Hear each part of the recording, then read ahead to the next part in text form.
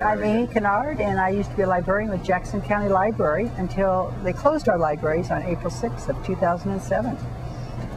I'm Judy Henderson. I'm an ex-public librarian with the Jackson County Library System and presently a medical library assistant, and I feel quite a bit of ownership, not only as an ex-staff member, but as a member of the community. So I stopped to ask some questions that I have some concerns about. Well, we have a ballot measure coming out. Ballots will be mailed over Labor Day weekend, and they will have to be turned in by September 18th. And this is a ballot measure just for the city of Ashland voters only, to get funds just for the Ashland Library. Now, the county is going to be opening, we just learned this last week, the county will be opening all 15 branches, but at a very minimal level of service. So before we were trying to just get our library open. Now, if we can pass this levy, we will have some options to perhaps augment the hours, augment staff. The county will be opening Ashland for 24 hours a week. Before we were open 40 hours a week and got complaints about not being open long enough. So this isn't going to be adequate. So we're trying to get some money here with this levy to either augment the service or have some options, because what the county is doing is going to be, it's good.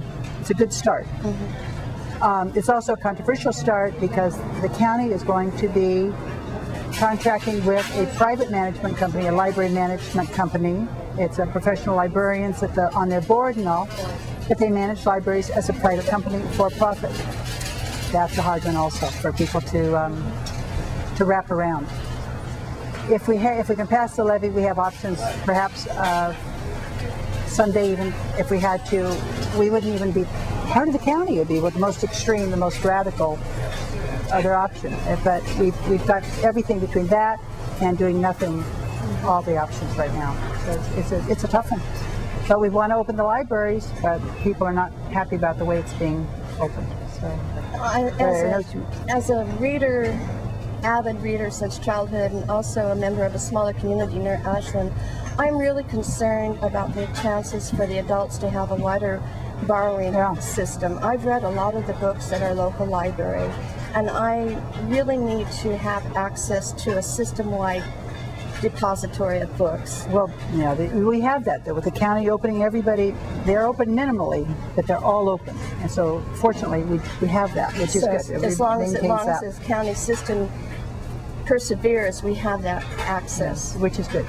But it's not going to be enough. I mean, in 24 hours. And in your community town, it's going to be 16 hours. It's just not enough. So can you explain how we got into this fix? We got into this because we got into this it's been a long time coming, but Jackson County is one of counties across the country that's received money from the federal government. I think it's like from the 1930s. We received money from the federal government because we have so much public land in our state. Our state is like 45% of the state is owned by the federal government. In Jackson County, it's higher than that.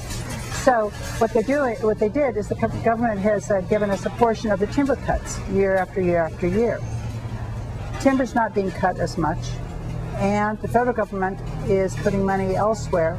The money is no longer coming to the counties that it used to get.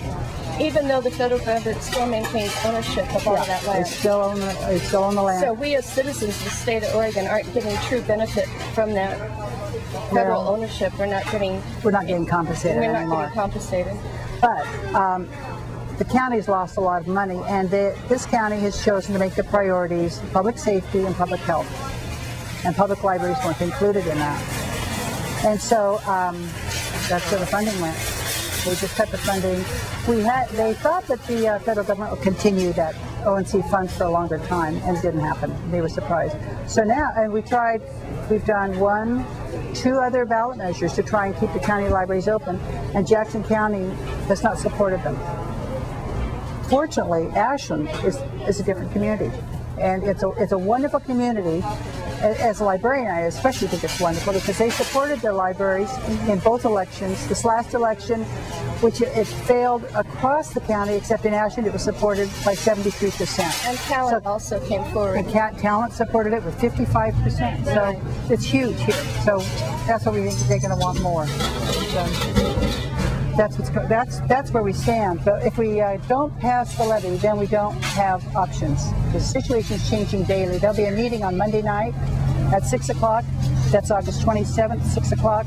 The City Council will be deciding which of many options they're going to try and follow. If they're going to go with the LSSI service, or if they, some of the City Council members are totally against privatizing libraries. Can you explain the LSSI?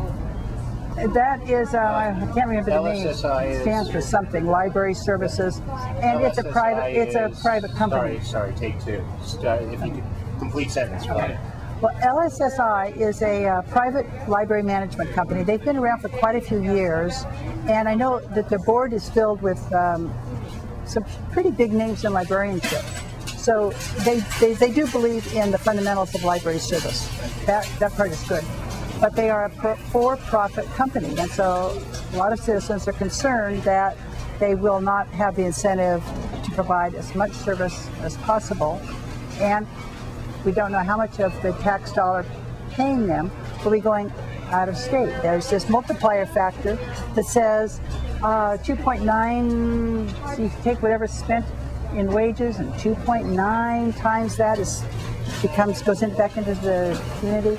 I'm not sure how all that works, but the citizens are concerned that perhaps sending money to Maryland is not as good as keeping the money here. But that's not our choice at this point, unless we did something radical like secede from the county for library service. That's what that would take. That's why that was way out there.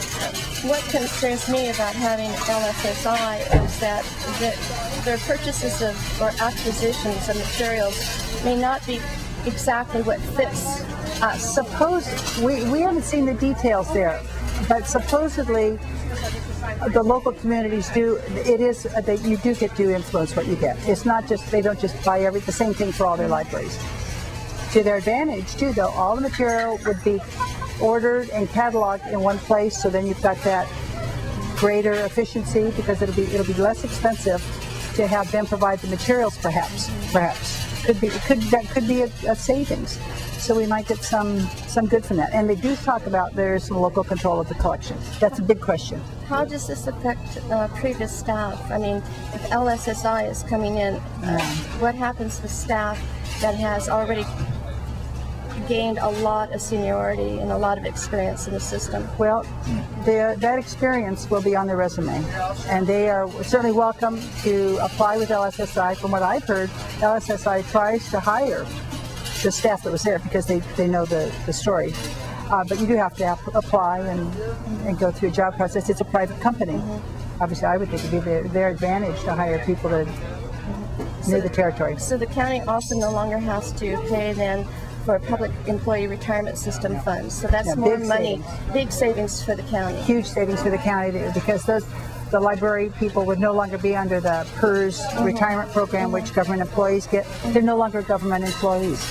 They're private, so I think they might have a 401k plan, like a private company. So that's. So has the county made any statements what they would do with those funds that they wouldn't have to pay into PERS? I don't know about all that. I do know that the county does have funding problems. So I don't know what they're doing there. Well, thank you. If anybody wants more information on our Ashland ballot measure, it's measure number 1579. The ballots come out over Labor Day weekend. They're due September 18th. The ballot box behind the Ashland Library will be open, I think, September 10th.